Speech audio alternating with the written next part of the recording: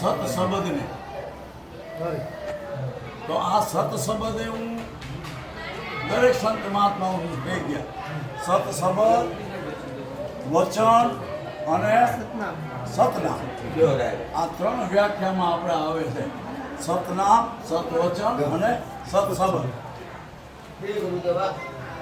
તો આ ત્રણ માંથી આપણે કોને પસંદ કરવાનું? સતનામને, સતવચનને કે પછી સત શબ્દ? હવે શબ્દ એટલે અક્ષર થયો એટલે શબ્દ. એટલે આ 52 માં આવી ગયા અક્ષર, એટલે 52 માં અક્ષર આવ્યા. અ ક ગ ગ ક આ 52 માં આવે ને. એ બી સી ડી ઈ આ બધું 52 માં આવી જાય. તો આ ઓમ સોમ છે એ 52 માં આવી જાય. ઓમ સોમ છે ને એ એક સાધન છે, પણ સાધનને ભગવાન ન કહેવાય. કહેવાય સાધનને? સાધનને કોઈ ભગવાન કહી શકે નહીં. તો આ લોકોએ આના ઉપર ભાર વધારે દીધો. કબીર સાહેબે સતનામ, સત શબ્દ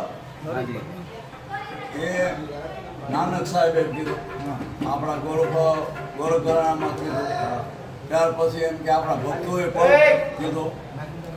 અને સતવચન તો ગંગાસરે ચોખ્ખું કહી દીધું કે વસ્તુ વચનમાં છે પરિપૂર્ણ પાણબાઈ.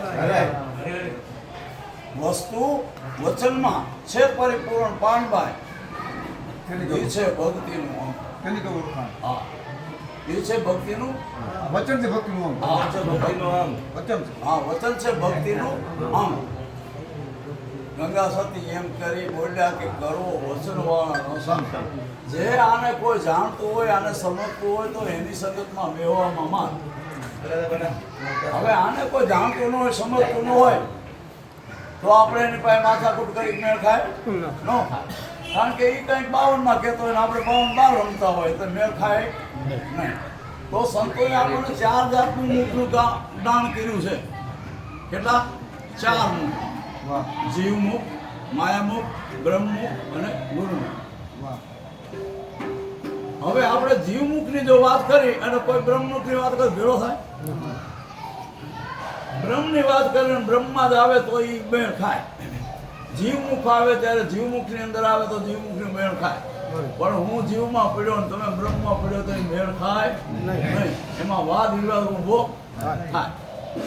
તો આ વાદ વિવાદ મટાડવા માટે આપણા સંતોએ આની ખોજ કરવાની જરૂર છે કે આ જે બધા નામ આપ્યા છે એ કેવા કોને, આને સમજવા કોને, કે આ વચન કોને કેવું, સતનામ કોને કેવું, શબ્દ કોને કહેવાય.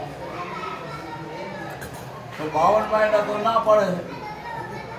તો આ શબ્દ કયો છે? ગુરુદેવ મહામંત્રનો મહિમા મોટો છે. તો જો અહીંયા એને પણ એમ કે મહા એટલે મોટું. તો આ વસ્તુ આને જ કીધું છે, કોઈ બીજાને કીધું નથી. પણ સંતોએ જેને જેને જેવું નામ આવેલું છે એવું એને બાકી નાખ્યું. હવે આપણે એનું એકીકરણ કરવાનું છે કે ભાઈ આને જ સતનામ કીધું, આને જ એમ કે વચન કીધું, આને સત્ય શબ્દ કહેવાય.